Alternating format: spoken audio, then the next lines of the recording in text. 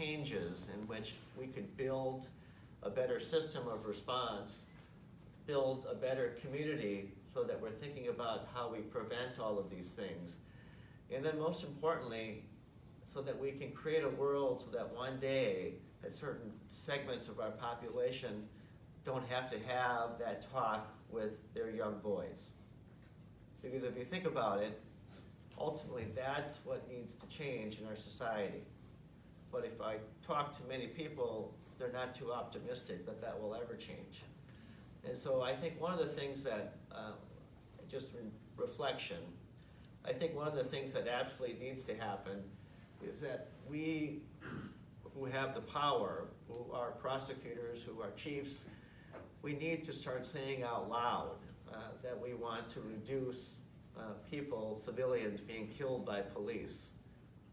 Communities need to say out loud that we want to reduce the numbers of officers that are killed in the line of duty. Oftentimes I think we look at this in a binary fashion as either or. In fact, when I talk to lots of police, they're thinking about going home that evening, and they believe that their safety is paramount, which it is. We don't want police to be killed in the line of duty.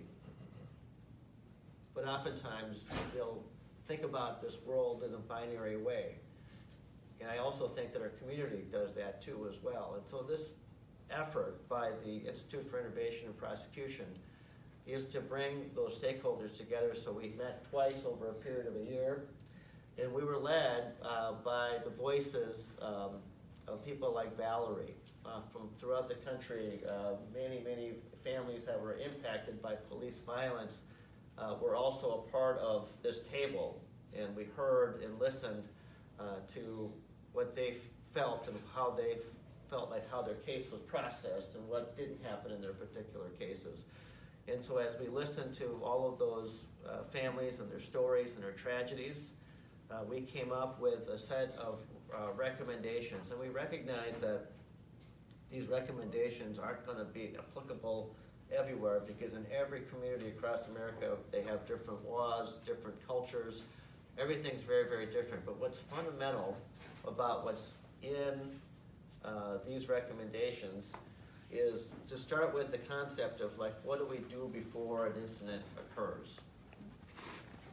So if we think about those things that can happen before an incident occurs, we kind of have laid out a number of things that could get communities to start thinking about these issues. So one is the relationship between the police and the communities that they police and that they serve, right?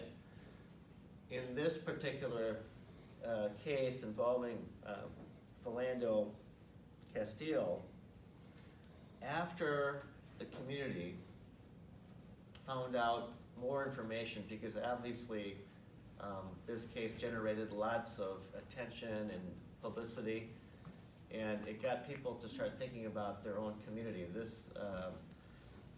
The community that was involved was a small suburb. The name of it was Falcon Heights, and it's a